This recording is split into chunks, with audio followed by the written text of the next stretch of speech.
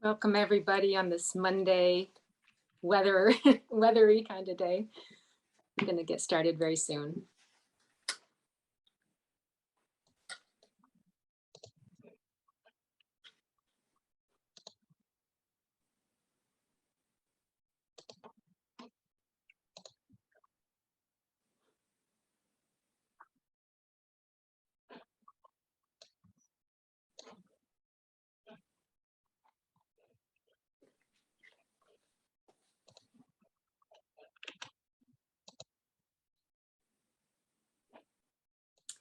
And Heidi, Adrian, I forgot to check in to see if you wanted to introduce Katie and I, or if you want us to begin. How will that? Thank you, Heidi. Yeah, I'd love to give you just a very brief introduction and have you maybe tell a little bit more about yourselves. But thank you everyone for joining us today for the second in our Accessibility Professional Development series. We're really happy to have you here today. And we're very excited to be joined by two members from Inclusive Arts Vermont. We have Heidi Swevens and Katie Miller, who will be presenting for us today. I am going to share a live captioning link into the chat if you would like to have the captioning on your computer. And thank you to our ASL interpreters and our live captioner who have joined us also. And then at the end of the meeting, please remind me if I forget to share a follow-up survey link. I'll turn it over to you, Heidi. Okay. Thank you so much. And as we begin, we pause to acknowledge the place we exist, connect, and create is the traditional unsurrendered territory of the Abenaki people, one of 5 Wabanaki nations with a continued and enduring presence with this land. Presence with mountains, with vistas, with waters, with forests, with winds. Presence with peoples and relations, culture and creations. Presence with light. In Abenaki, the word waban refers to the white flickering light in the sky, and a ki is the word for land or the earth. So the Wabanaki are the people of the Dawnland. We acknowledge Wabanaki ancestors, past, present, and future. Well, welcome. With that, I'll add my individual welcome. My name is Heidi Swevens. I use she pronouns. I'm the Director of Community Partnerships at Inclusive Arts Vermont, which is less interesting than who I am as a human and what I get to do with this organization. For access purposes, I'm going to do a verbal description of myself and surroundings. I have blue eyes and pale skin with short brown hair, and today I am wearing a plaid autumn colored flannel because it's that time of year. Behind me is a whitish walls with angles, and I don't think there's anything on them. So with Inclusive Arts Vermont, I'm the Director of Community Partnerships, and part of how Katie and I got to be in this Zoom space with you all today was this ad hoc meeting where some organizations were talking about accessibility. And we had similar approaches, and we learned about the series, and it's a match. As a human outside of that ad hoc meeting and this space, I graduated from UVM, the Department of Social Work, 2001, which is a long time ago. My first photography show was through the disability awareness with UVM in the early 2000s. I live with a disability, so with my work and without my work, I'm an artist and I'm a caring human. And I recognize that we're not in that perfect world yet where everybody's access needs are met. Really interested in learning more and being part of between now and ideal so that access and inclusion and equity are part of what our communities have without so much effort. So I'm thrilled to be here with you today. Katie's going to share a little bit more about Inclusive Arts Vermont and kind of our settings here as people continue to come in. Thanks for being here. Katie, I'm going to pass it over to you. Thanks, Heidi. Hi, everyone. My name is Katie Miller. Before I get started and introduce myself, I just want to talk a little bit about the accessibility features for today's training. So the first is captioning. We have someone here who's doing live captioning, and the link has been put in the chat a couple of times. If you need help accessing that, please feel free to message myself or Adrian and we can get you hooked up. We also have American Sign Language interpreters here with us today. They have been pinned, But if there's anyone who would like to have the privileges to be able to manage the controls themselves, please reach out to myself or Adrian, and we can give you co-hosting privileges. We'll also be using verbal description. Verbal description as a part of today's training. So I'll start with a verbal description right now of myself and my surroundings. I am a round-faced, pale-skinned woman with rosy cheeks and lots of freckles. I have shoulder-length blonde and brown hair, and today I'm wearing clear glasses and big black headphones and a brown t-shirt. I'm seated in my bedroom, which has gray-blue walls and some white furniture and doors and trim behind me. I am the executive director of Inclusive Arts Vermont, and I often say that means I do all the boring stuff, but that's not true because I'm here today and I don't think this is boring at all. So I do a lot of behind the scenes stuff. I also get to help Heidi with some of our trainings and webinar offerings, and we're really excited to be here with all of you today. Outside of my work, I am an artist. I am a mom of 2 kids, one of whom has multiple disabilities. I am a neurodivergent adult myself. So that's what I bring to today's discussion. I want to remind you all, or not remind you, because if you've never been with us, you wouldn't know this, but at Inclusive Arts Vermont, we have this philosophy that we are all human beings first and everything else comes after that.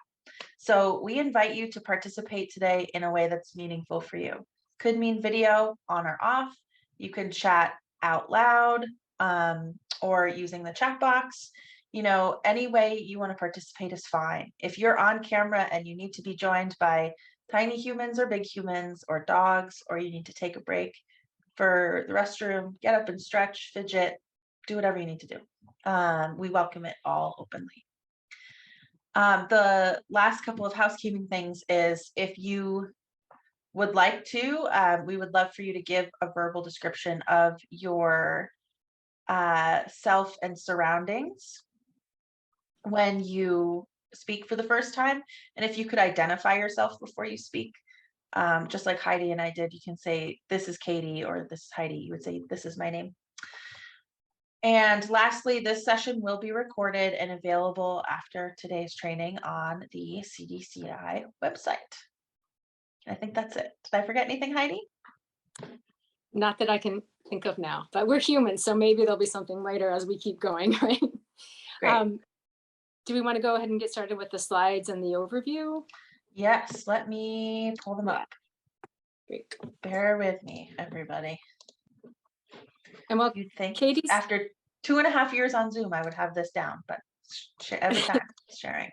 I was going to say, while Katie and I are kind of going, please know that we have space for questions, but if you have a question in the meantime, please let us know. It's not an interruption. We'll, pause and acknowledge it because we want to make sure this is clear to everybody, or as clear as it can be. So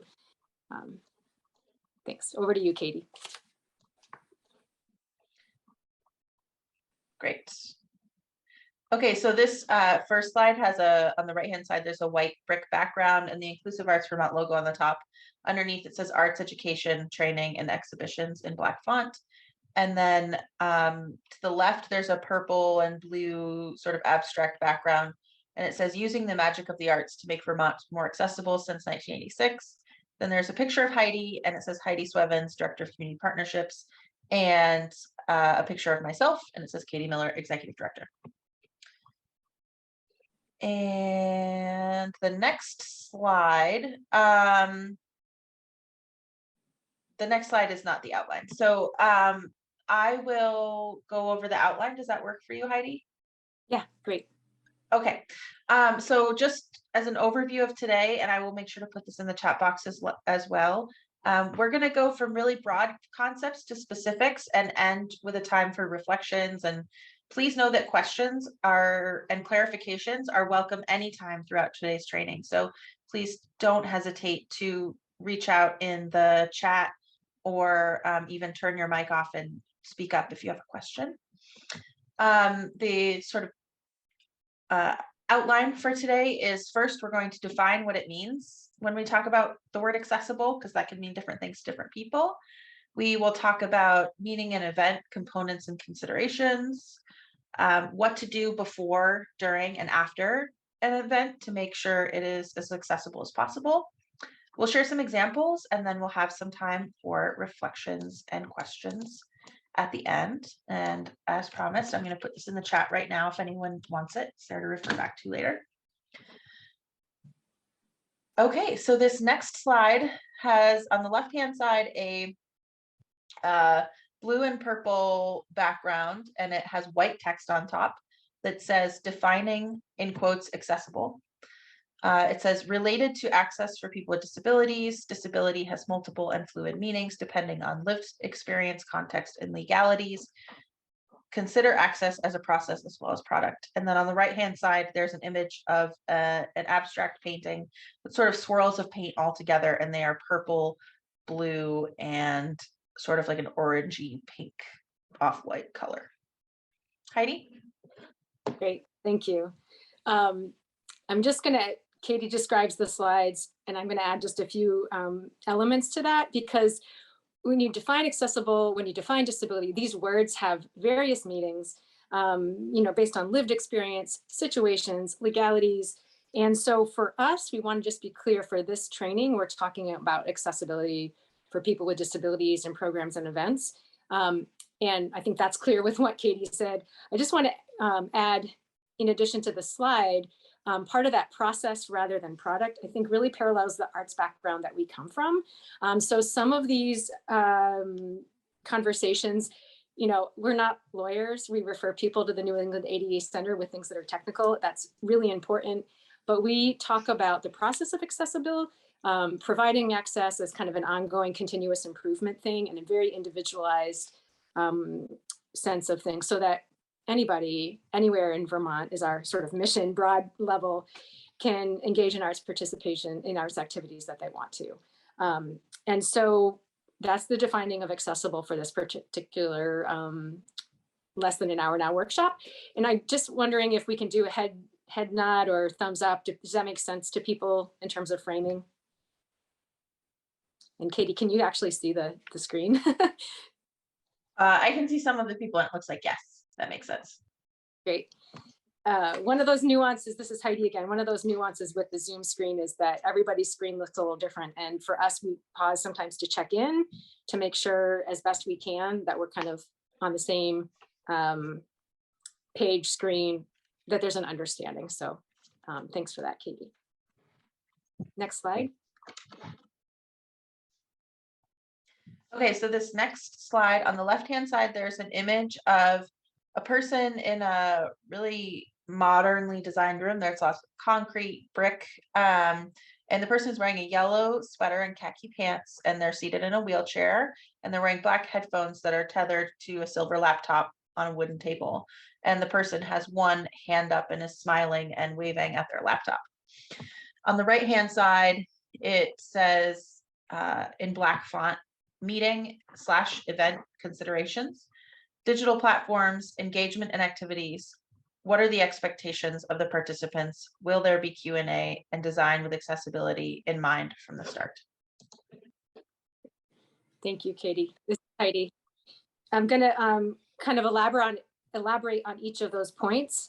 And we're talking about virtual meetings and events here primarily. However, there's lots of parallels to in person, so we might sneak in a few things.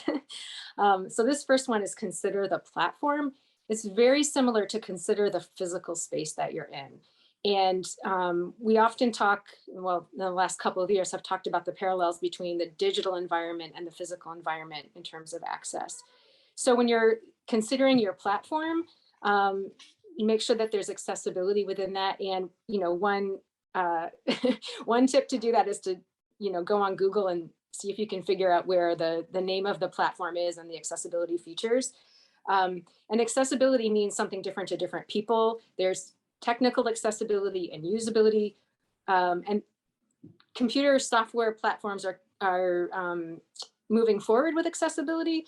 But I think that, if the program, whether that's Zoom or I think CDCI uses Google Teams as well.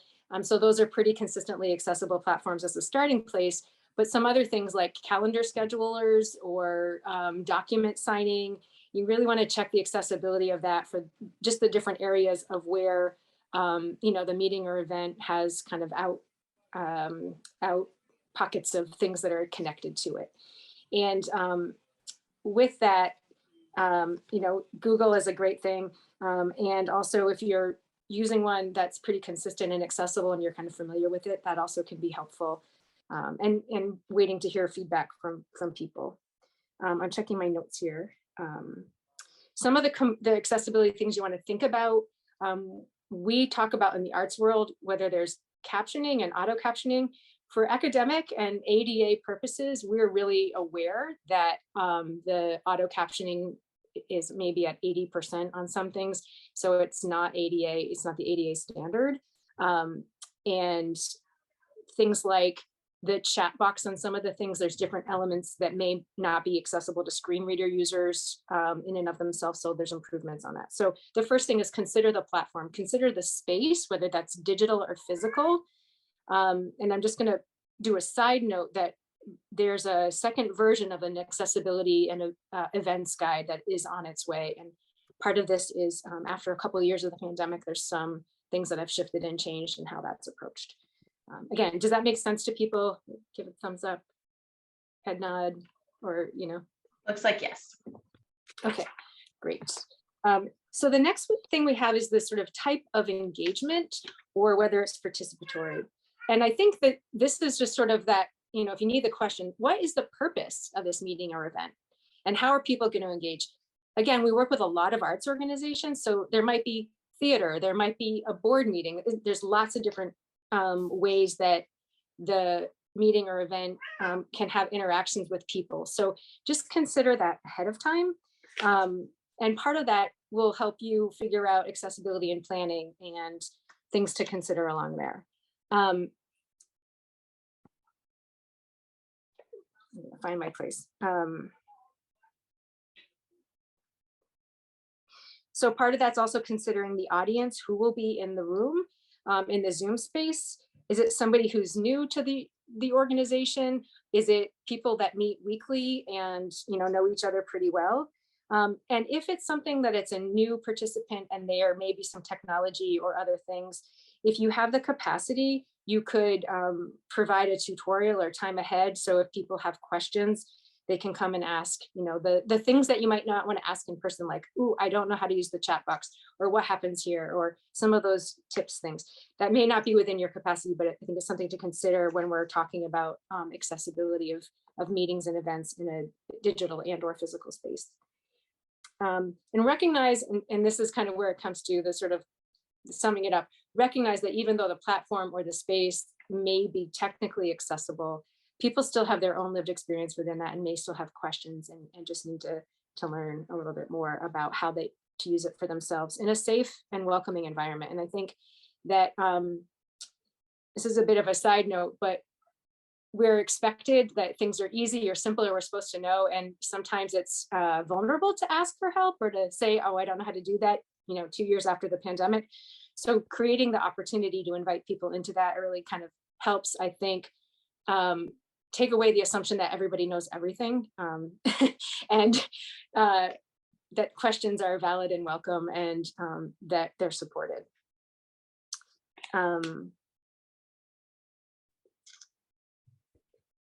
Some of the other things are, and Katie will get into this and the sort of the before, during, and after details, but what are the expectations of the group? Are people going to have to make decisions or take a vote? So giving people the information ahead of time, so there's time to process and prepare or research.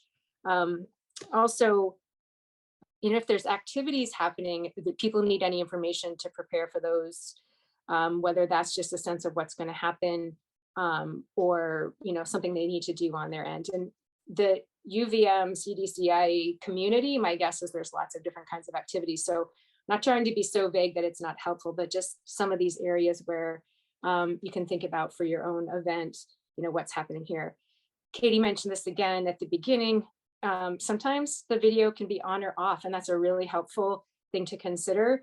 We were working with an organization Inclusive Arts Vermont was working with an organization where they had some breakout rooms, and if people stayed in the sort of main space for these breakout rooms, they were expected to have their video on. That was sort of the practice. And a colleague and I were in awareness of that. Not everybody wants their video on all the time. We suggested, if you want to hang out, if you don't want to go to a breakout room and you just want to be here, you can turn your video off. It's all good. The feedback we got from the presenting organization was that they were surprised at how many people stayed on and just didn't go to the breakout room because they just needed to balance and have a break. So just providing multiple options. Giving the chat box as a way to communicate. Not everybody can use the chat box. I am one of those people that's still trying to figure that out with the assistive technology I use for legal blindness. But as a facilitator, as somebody who's providing, accessibility features to monitor the chat box and make sure it gets read aloud is a helpful way to include everybody, because not everybody has access to that written information. So kind of filtering through and highlighting some of it. I've also read that sometimes the chat box can be distracting in communication. So again, know your audience and try to figure out who in this group and how will it work best to invite all voices and perspectives in. I'm going to pause for a second. Is that making sense to people as another broad consideration? Yeah. Okay. Communications and materials. Oh, Heidi, sorry, this is Katie. Can you pause for 1 second? I think we have a question from Amy. Yes, absolutely. Go ahead, Amy. Hi, I'm Amy Wheeler-Sutton from the BEST project at CDCI. I'm a female with dark brown hair up in a ponytail and a blue striped shirt on today with a blurry background because a messy room behind me. What you were just talking about like the chat box being distracting, and then probably for some people, the chat box is really helpful to hear a question in the chat box rather than out loud. And I think that's one of our biggest struggles, is trying to figure out which of these accessibility considerations may actually make the event less accessible for someone else. So for instance, we're really working to minimize number of words on the slide so that we can increase the font size for in-person events.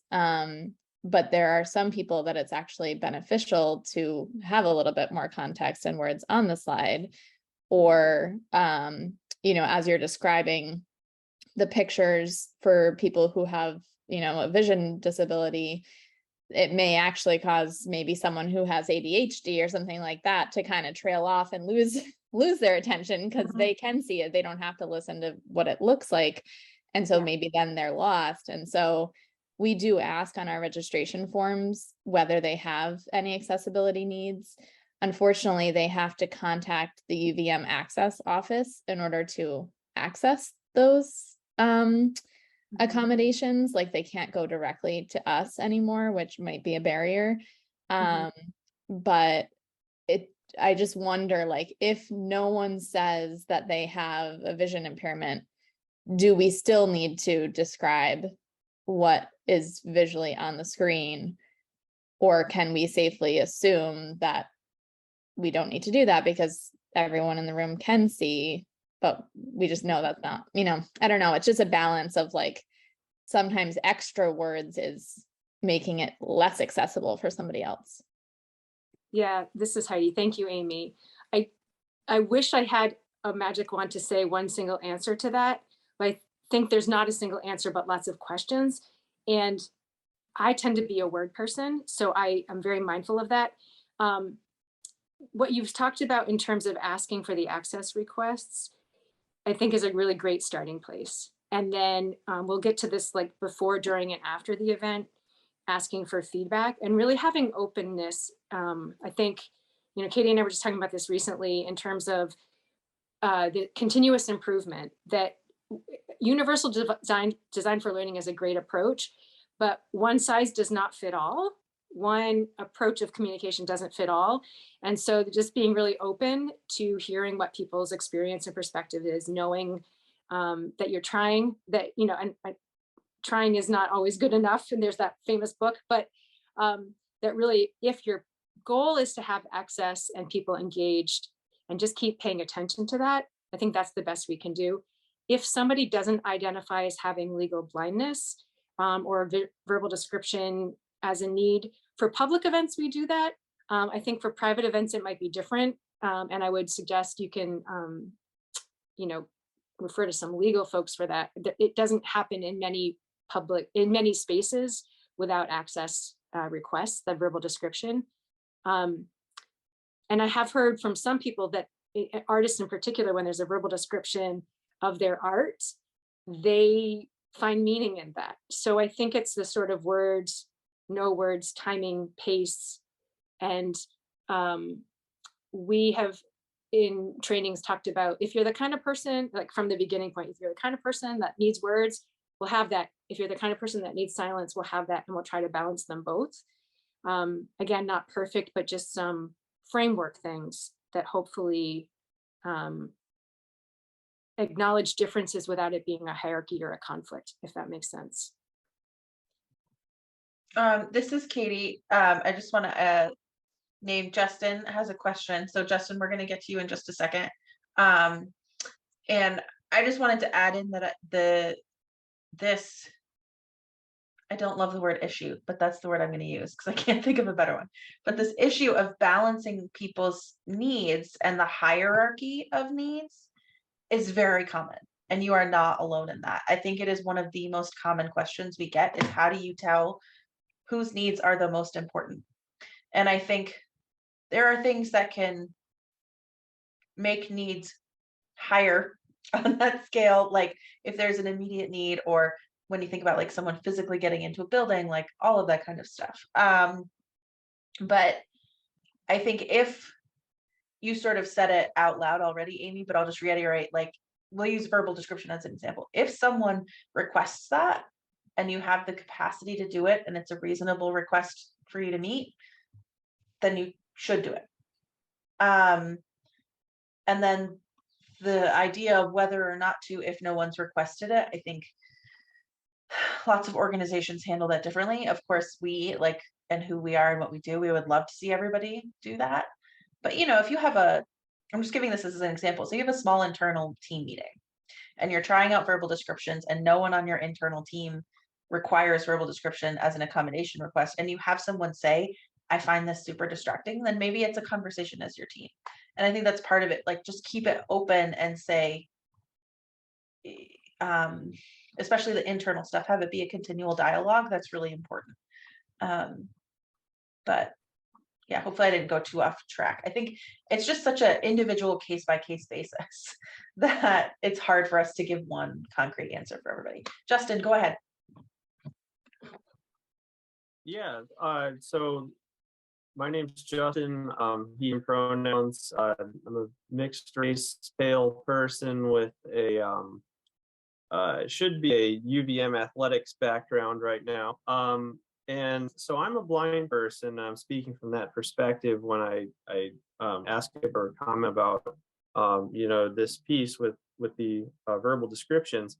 There is a very large discussion going on right now in the organized blind movement, particularly at the National Convention of the National Federation of the Blind this year.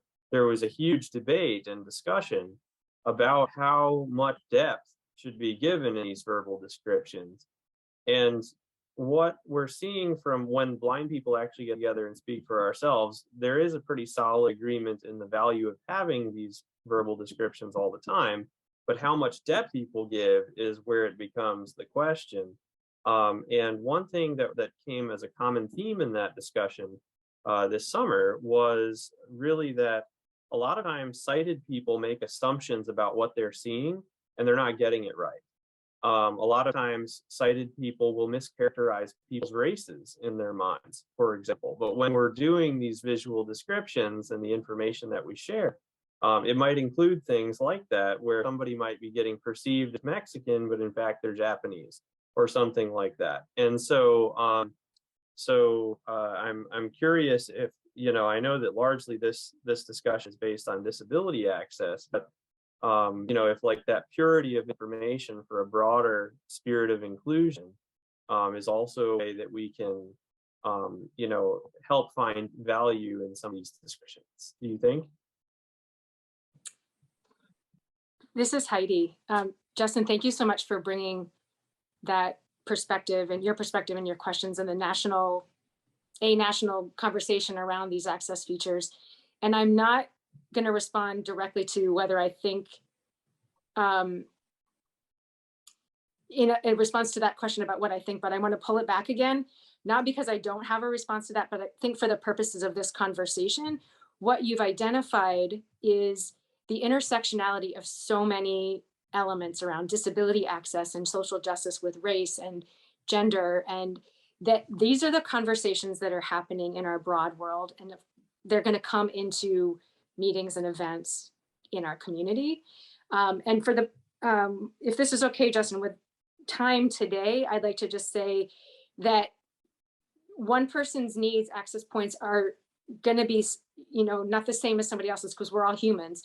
And I think that recognizing that from the start, as somebody who's an organizer, wanting to hear the perspectives of people who are in the space that you're, working for and with about inclusion, that there's not necessarily going to be an end goal, because tomorrow the needs might change or the preferences might change. And even somebody with one disability access accommodation request one day, it might change the next day. That's how fluid it is. But for the purposes of planning events, if I want to move through those other considerations so that Katie can get to some of the bullet points, because we try to do broad and bullet points to meet different learning styles. And this is going to be recorded, and there's some other things later. The accuracy of information is really important, for sure. And people being able to access that information is also important. And the last thing I want to say about this sort of social justice pieces and these broader conversations that are happening is I came across an article recently, which I can put in our follow-up email, but it talked about universal design, inclusion, and then equity. And I think these principles are things I'm really considering. So there's this idea of people having, universal design is the kind of the one size fits all. Like if we provide multiple options, people can find their way with this one hat. That doesn't really work for the lived experience of people. It's a great way to plan for things to have multiple options, but then there's the sort of actual, with inclusion, it's the, what are people asking for? How do we welcome? How do we create that culture? And the equity model, or that thread, is consciously bringing in groups that have been marginalized and providing, invitations and access and all sorts of things, so that historically marginalized groups have a seat at the table in what they need, and how, because their voices matter and they have been, historically excluded. So I think those are three different concepts that are all playing into some of these things in terms of people's access needs, and also how do we provide that. It's kind of, I wish it were a very clear principle, but I think there's lots of different nuances when we have humans together.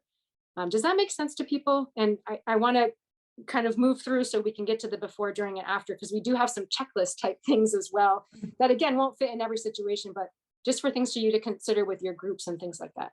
Is that okay to move on? Yeah. Yes, this is Katie. Looks like yes. And Tammy said, I would love to see that article, Heidi. Thank you. Okay. This is Katie. Before we move on, really quick, I just want people to know we did a year-long training series with Vermont Arts Council on digital program accessibility. And one of those trainings was on how to create alt text and verbal descriptions. So if that's something you're interested in, I'm going to put a link in the chat right now. And if you scroll, I think it's about 2/3 of the way down the page. It's there. It's a free recording on YouTube and you can watch it. Yeah. This is Heidi. And just to echo some of that, we had lots of these things. There's, hour-long discussion. Communications and materials, that's another consideration. There's a workshop on that. And there's one more category I have here, but I'm trying to find. So just, there's whole academic degrees in this sort of thing. And we're not going to solve any of it in 1 hour, but we wanted to provide some broad picture things. And now we'll move on. Katie, I'll toss it to you for some of the specifics to this part's organized in before, during, and after the event. Okay. Great. This is Katie. Apologies for my slides flipping back and forth because I was trying to figure out where we were going to, but I found it. So this slide is white on the left-hand side and has a bullet list of text. And I'm actually about to read this same bullet list out loud to you. So I'm going to skip that part. But on the right-hand side, there's a gray concrete wall in the background and a picture of a man seated on a sofa. He has a clipboard with a chart, a bunch of charts on it in one hand, and then on his lap, there's a laptop, and he has earbuds in, and he's sort of looking at the computer and smiling. Okay, so today I'm going to talk to you about what you can do before, during, and after the event to help make your online events or meetings more accessible. And these are, don't feel like you have to take fast and furious notes or anything. We have worksheets and lists that we can send you with links after this training to make sure you have all of it. So don't feel like you have to make a list, though you can if you need to. Okay, so the first thing is in your marketing and outreach. Can I just get a raise of hands or a thumbs up really quick? How many of you have seen the question mark access symbol? Has anybody seen that symbol and know what it looks like? No? Okay, I'm going to show you really quick. So what the question mark symbol does is it makes a point on your registration or marketing materials where people with disabilities know when they see that symbol, next to it will have information about who to contact if you have questions related to accessibility. And I'm going to put a link in the chat box right now. You are all seeing me multitask at my finest in real time. Okay, so this link here is going to go to a PDF with more information about that symbol. And again, what it does is it just lets people know that this is who you contact if you need to make accessibility requests. And so you're going to have the symbol, which is a circle with a question mark inside of it. And you'll have text that says this event will feature ABC accessibility features. To make any other request, please contact, and then a name, a phone number, and an email. Does that make sense? So the question mark symbol just makes sort of like a landing spot for people. The next thing is something you all received today or yesterday, I think, is know before you go communications. So if you're having a meeting or some sort of online event, sending a know before you go, or sometimes we like to call it a know before you Zoom email that it has the Zoom link. It says who to contact if you have tech needs, anything they might need to bring, a brief agenda of what to expect. And that's really helpful for people because it's like the digital version of knowing, like going to an event, like where do you park your car and how far to walk and which door do you go in to get into this place and what's the door code. It's all that stuff for the digital world. And it just makes it easier for people. So things you want to include on that are login details, any access features that will be available, who to contact for troubleshooting and or making accessibility requests, and an agenda or outline. You could also include in there an alternative way for people to ask questions. Heidi and I have talked about this today, but some people don't have access to the chat box, or they might not have access to the chat box and they're not comfortable speaking out loud. So you could provide an option to email questions ahead of time, or have a person that's there that they can text or call during the time, if that makes sense. Another thing to include in there is that you can send it as an email, or you could put a link and have a web page with all of that information. Heidi and I have seen it done and have done it both ways. And I think in general, the email is easy because if people are going to search their email for that information, to then have to click a link and go somewhere else might be an added step that they don't need. If possible, you want to send that note before you go about a week ahead of time, and then once again closer to the event. And if you have a series of things that you're doing, using consistency with a template and timing is helpful for folks with an outgoing or an ongoing event, so that they know every time they get that email where in it to find the Zoom link and that sort of thing. And the last is on know before you goes is to make sure you're sending, again, with the emails, you want to make sure that you send the Zoom link more than once. And if any of you use, I know Outlook has this feature as well as Gmail. If any of you use the schedule email feature, that is my #1 hack in terms of sending Zoom links. If you create a Zoom link and you send it to folks, just create a second email with the Zoom link in it and do schedule send and schedule it for the morning of that meeting. And then it's at the top of their email inbox and you don't have 5 people emailing where to find the link later on. It's a huge time saver and it's great for people managing their inboxes. I just noticed something in the chat. Sorry. Tammy says, I don't want to take more time because I know we want to move on, but I wanted to piggyback on what Amy talked about in regard to more words being distracting for some and whether or not we should still be giving verbal descriptions when everyone is able to visually access material. At the beginning, I was feeling overwhelmed by all of the verbal input, but I'm grateful for the 2 presenters, with one giving the verbal description and one going more in depth regarding the content. That really helps to differentiate between what I need to listen to and when I can take a word break. I hope this makes sense. That makes perfect sense. And thanks for sharing, Tammy. Okay. Back to my list. So, sorry, I have to find my space in my notes again. Okay, so during the event, I'm going to share a link to a resource from our friends at the National Guild for Community Arts Education. I think I got that right.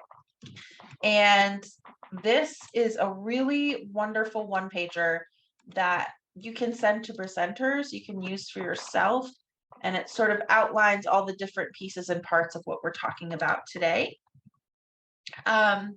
Included on that list are things like, we did this today, sign on early and let people know that you're going to sign on early.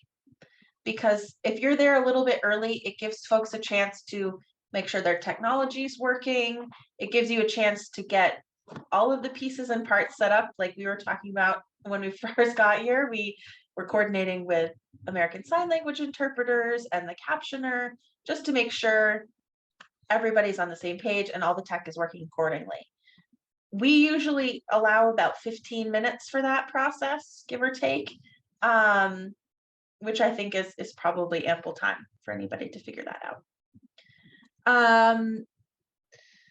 The next thing is doing verbal descriptions of yourself and surroundings and any slides. You know, I think the question of how much is too much or not enough in terms of verbal description is very personal, and it depends on the person. But oftentimes, if we're sort of doing it for the general public and there's not an individual's needs that have been spoken, we do like a sentence or two about an image, or you know, if you noticed when we were describing ourselves and surroundings, I see you, Heidi, hang on one second.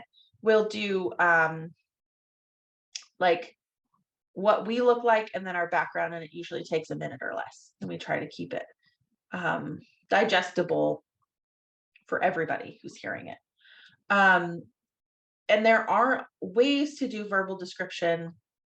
There might be someone who requests verbal description, and I know Heidi might be able to speak more on this, where you can have it done outside of the Zoom room, where someone is like calling in on a telephone and they're listening to the verbal description while participating in the meeting, much like you would if you were at a theater or something like that.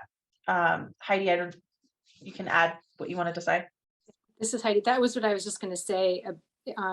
Again, not move on, but to address that. I mean, we can just use this as a template, right? Verbal description, lots of words or less words. There's more than one way to provide verbal description. The PowerPoint and slides can have alt text and verbal descriptions in that and sent ahead of time. So the asynchronous idea is an option that works for many people. So part of that is also what Katie was talking about with the question mark symbol, and UVM has, it sounds like you have your own system with the Access Office, but just being in human relationship with somebody and finding out what works for them, what might work, and how to make options. I think there's creative ways to do that too. So it doesn't always have to be live to meet that access need to provide the information. Thanks, Katie. Yeah, thanks, Heidi. So moving on with our list of things you can do during the event. The next is to identify yourself when you're speaking. That's really helpful for lots of different folks involved.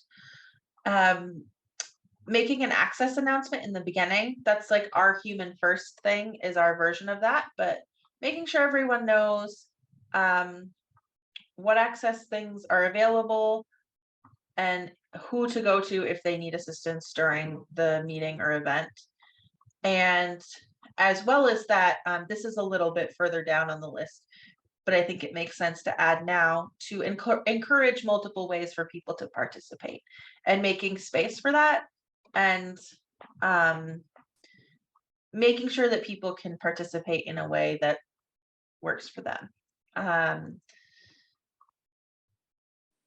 Okay, so the next thing is, for anything longer than an hour, make sure you're taking regularly scheduled breaks, like even at just 5 minutes to get people to get up and stretch and use the restroom and get some water.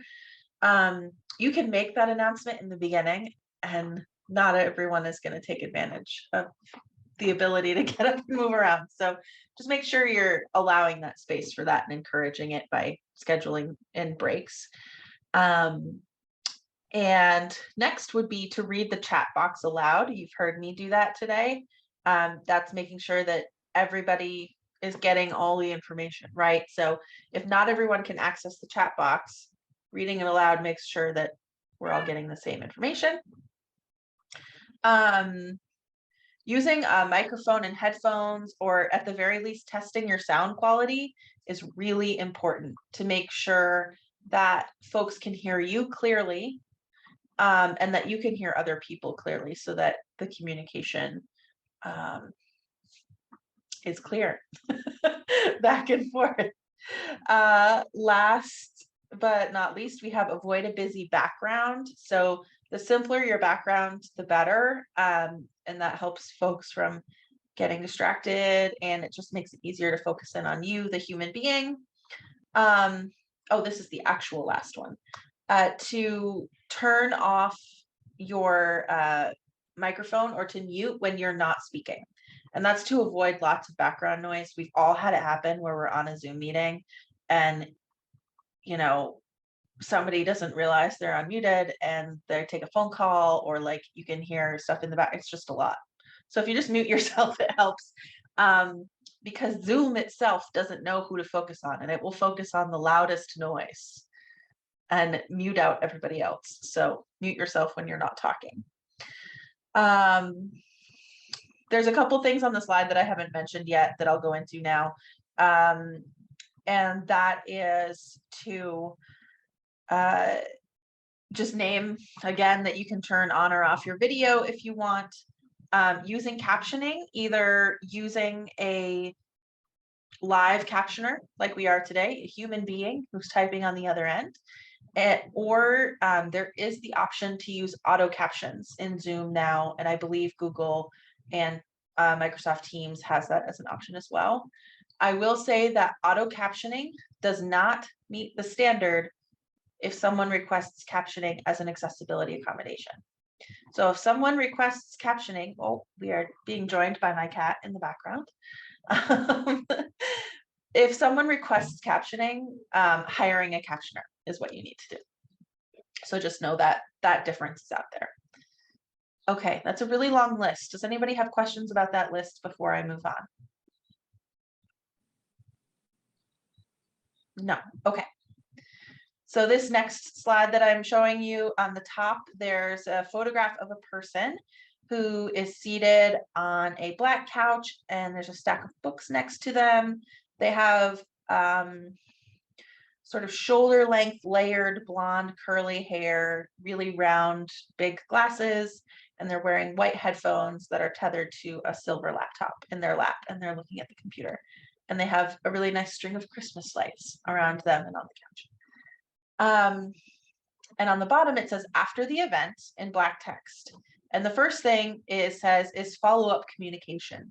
So you want to follow up communication after your event to include any resources you shared during your training or your meeting or whatever. So you're just going to have a list of links, and you might include, and this is the next thing on the list is evaluation, but you might include a way to provide feedback on how that went for people.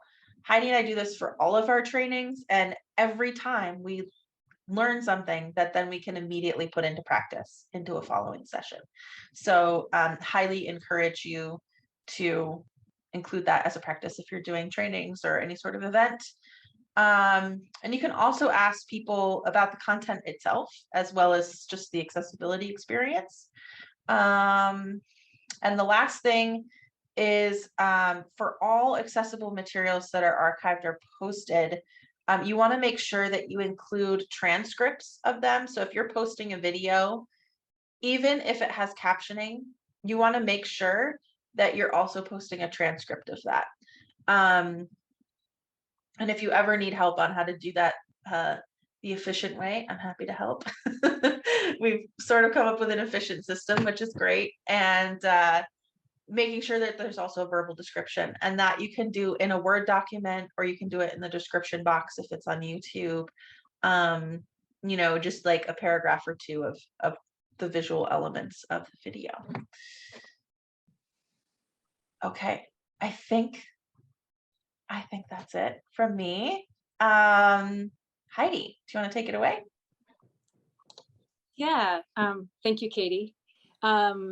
I want to make sure we pause and have time for any other questions. I'm grateful we had people ask along the way. So are there any other questions or reflections at this point? And if you can let us know. I think one of the things I asked for questions, I want to just add this before I forget, if I could. One of the things in terms of the sort of considerations is it's always okay to pass. We just invite people to pass if they need to, kind of like this video screen on or off, that when participation is voluntary, it can be truly voluntary. And so to say that out loud, if we didn't say that at the beginning, that's us being human, but I wanted to make sure to say that now. Yeah. So questions, reflections?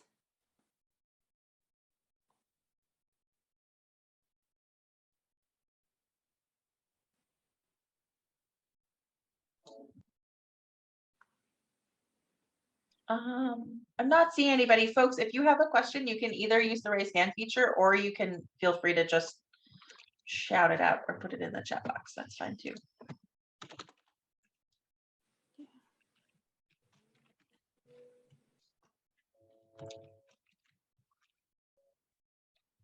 I don't see any. I have a question. Okay.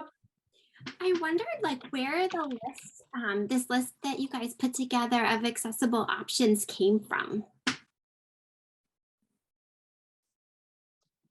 Oh, sorry, I'm supposed to introduce myself and I totally forgot. I'm Jackie Feiss. I'm wearing a black sweatshirt. My hair is back in a ponytail, and I'm sitting in my office with a gray dresser behind me and a mess. Yeah, I'm just wondering sort of how you collected this, this information to know what to share with others. Yeah, this is Heidi. Katie, I was pausing because I wasn't sure who was going to respond, but I can respond first. I think that it's, we collected it from some research of online and some lived experience of kind of what we've done and how we've adapted. It is far from exhaustive, and it is what we tried to prioritize what we could offer as a starting place within 1 hour of time. So that's sort of a broad view. It can't link you to a specific website or other things. It's kind of a synthesis of some of our research and our experience from different workshops. Yeah, I was going to say it's a mix of lived experience, direct feedback from folks, lists online from places like the CDC, VCIL, which is the Vermont Center for Independent Living, various disability rights advocacy groups, and just things we've learned over the past few years of doing it. It's sort of a combination of all of those things. And the link we shared with the National Guild's tip sheet is much the same. It's like a very similar list to the one we give out. And we always tell people, like, this is never meant to be exhaustive. It's meant, even though it is a long list, it's meant to be a starting place, knowing that new ways that we can welcome people into the space and be more accommodating are always going to come forward. Okay, we have a couple things in the chat. Alicia says, or I hope I said that right. I sometimes think video off becomes more difficult for those who lip read or speech read in addition. Sometimes ask participants to turn on if comfortable when speaking or asking questions. Just putting that here for discussion, consideration, thoughts also. And there's a smiley face emoji. I realize I am needing to be video off right now. Ways to see if sometimes main individual asking questions to turn on just for that time, not necessarily for this meeting, but in general as something to say up front to the group, a general tip. I think yes. I think if you, as a general practice, we try to encourage people to turn their video on if they have a question, because it's helpful for lots of reasons, lip reading being one of them. We also, I mean, there's a lot of things we do. If people are going to ask questions, we encourage people usually, to try to speak slowly and clearly and give the technology and all the humans time to catch up. But yeah, I think that's in general a good practice. This is again that balancing of needs and access needs is an ongoing topic. Heidi, do you have thoughts on that? I do. I'm mindful that we're almost at 1 o'clock. So Katie and I are hanging out for 10 or 15 minutes after if anybody has burning questions or wants to continue this. But I think that, thank you for sharing that in the chat. And this is those little tidbits that Katie and I hear and we pass along. I think when groups meet more than once, there tends to be practices that become a workplace or a group culture. The size of the group can change things. So these are just areas to consider, and every perspective that we hear, we then, I wouldn't say add to the list, but we hear it, we feel it, we take it into our understanding. And we also, we facilitated a couple cohorts of disabled dancers and things like that. So we had group norms and group practices. And one of those, which I'll offer to this group, and because Katie and I try to take it on, but if there's an access practice that somebody forgets, verbal description of self and surroundings is often that. We just say, please offer gentle reminders and move on, because we're not perfect. We're humans. We're trying to do the best we can. And sometimes it's a differing access need. Sometimes it's my cat just walked in the room and I'm distracted. Sometimes it's, authentic forgetting, but it's not necessarily purposeful in terms of not communicating in a way that's effective. And if that goal is effective communication, which for me really is about connecting in community, through that communication, when I go back to that spot, I'm, grateful for all the things that maybe aren't so perfect, but they're human. And this is how we can all be more accessible and inclusive together. So thank you for that comment. And we might add it to the list. Of course, the challenge is to be that the list is so long that it's hard to go through it before you start. Let's just be together. Mm-hmm. So does that make sense? Katie, anything on that? Yeah. Alicia said, yes, I understand. Thank you. Great. So I'm really quick going to talk about wrap up next steps. Like Heidi said, we will hang out for a few minutes if anybody has questions, just like we would if this was in person. Feel free to hang out and ask a question if you want. There will be a follow-up email with resources and evaluation, and I believe that Adrienne has a link that she's going to put in the chat box, maybe. And then This workshop recording will be available from the CDCI, and yeah, feel free. Heidi and I say this all the time. Just because this is ending, we're not going anywhere. Like, please, it's not like our email box is closed to you after this. So feel free to reach out and contact us with any questions. We're really, really happy to help anytime. And I am going to share one last link in the chat box. I know lots of places say this, but I really mean it. Our resource page is always growing. It's heavily curated, and it is a great resource roundup on accessibility. So if you ever have questions or need a checklist of something, check our resources page. It's there and it's broken up by category. So feel free to check that out. Great. Thanks so much, everybody. Yeah. This is Heidi. Thanks, everybody. And stay tuned. I'm going to say this on behalf of Audrey's behind the scenes work on the accessible events guide that will be coming internally to CDCI soon.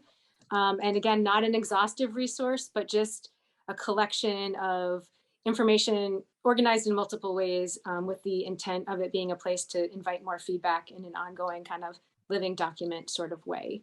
Because this group has knowledge about access and inclusion and cares about it, you know, so stay tuned for that. And thanks for being present with us today. And Katie and I are hanging out.